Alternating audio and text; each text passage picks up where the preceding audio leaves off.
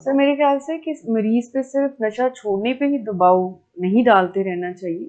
नशे से पैदा होने वाली जो खराबियां होती हैं, जैसे it's a bio psycho social और स्पिरिचुअल डिसऑर्डर, तो उसके अंदर जो किरदार की खराबियां आ जाती हैं, जो उसके अंदर रवैयों की खराबियां आ जाती हैं, एक्चुअली में तो इलाज गाहों को उसका कोई स्ट्रक्चर वाज़िया तौर पर डिस्प्ले करना चाहिए या नज़र आना चाहिए फैमिली को कि ये सिर्फ नशा छुड़वाने पे ही दबाव नहीं है इनका, यही वांट नहीं है, गोल ये नहीं है, बट एक अच्छी ज़िंदगी नशों के बगैर डेफिनेटली एक गोल है देखिए, अच्छा अल्टीमेट। भला इंसान जब नशा शुरू कर लेता है तो नशे के ज़ेर असर बातें उसकी ज़िंदगी में जी, शामिल होना जी, शुरू हो जाती हैं और उसके रवैये बदलना शुरू होते हैं।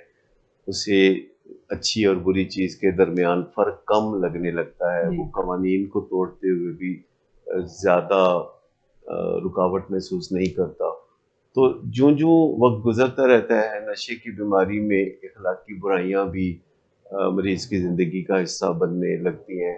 बाज़ औक़ात हल्के-फुल्के जुराइम भी जुराइम भी मरीज़ है। की ज़िंदगी जी, में नज़र आने लगते हैं। तो इलाज उसी वक़्त कामयाब होगा कि जब नशा छोड़ने के साथ-साथ जो किरदार पे काम होगा, जी, जो किरदार साज़ी है वो बहुत हुँ, अहम है हुँ, और उस पे भरपूर नज़र रखना हुँ, बहुत ज़रूरी है।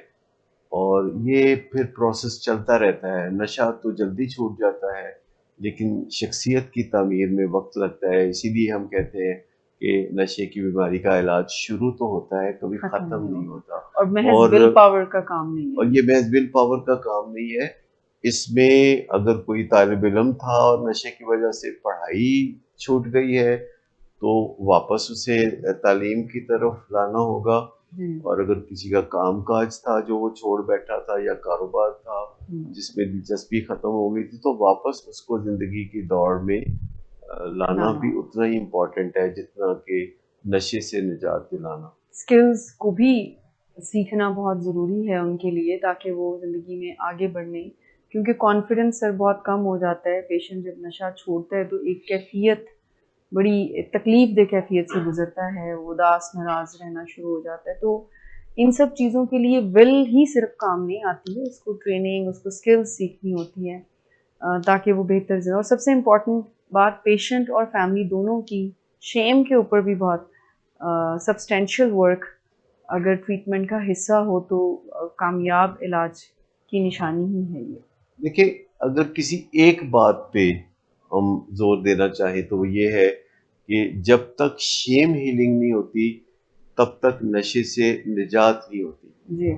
और ये शेम हीलिंग फैमिली के लिए भी बहुत इम्पोर्टेंट है, क्योंकि जब मरीज़ नशे की ज़िंदगी गुज़ार रहा होता है, तो हुँ। फैमिली इस वजह से नदामत में गड़ रही होती जी, है और बिल्कुल। वो एक शेम को अपने अंदर जमा कर रही होती है, जिससे कि वो लोगों की खुशी गमी में जाना छोड़ देते हैं, लोगों को अपने घर इनवाइट करना छोड़ देते हैं। बिल्कुल, इसके लिए खुद भी वो एहतमाम करते हैं कि किसी के घर ना जाएं। ना जाएँ, तो एक बिल्कुल। आइसोलेशन है जिसमें वो जाना शुरू कर देते हैं। एक छुपने वाली बात है जो वो ज़माने से छुपना शुरू कर देते हैं और बड़ी एक तकलीफ दह सूरत हाल फैमिलीज़ में पैदा हो जाती है। तो जब हम किसी मरीज़ के इलाज की बात करते हैं तो एक्चुअली हम उसकी पूरी फैमिली को मदद फराहम मदद करने की बात करते हुँ, हैं। फैमिली के कुछ अफराद जो हैं वो मरीज़ के साथ खप-खप के रोगी हो जाते हैं और जी। उनकी ज़िंदगी जो है स्टैंड स्टिल पे आ जाती है हुँ, और उनको भी बहुत मदद की ज़रूरत होती है। और जब तक एक पूरी फैमिली इस सफ़र में शरीक नहीं होती, एक मज़ेदार ज़िंदगी की तरफ वापसी का सफ़र हुँ। बहुत मुश्किल होगा।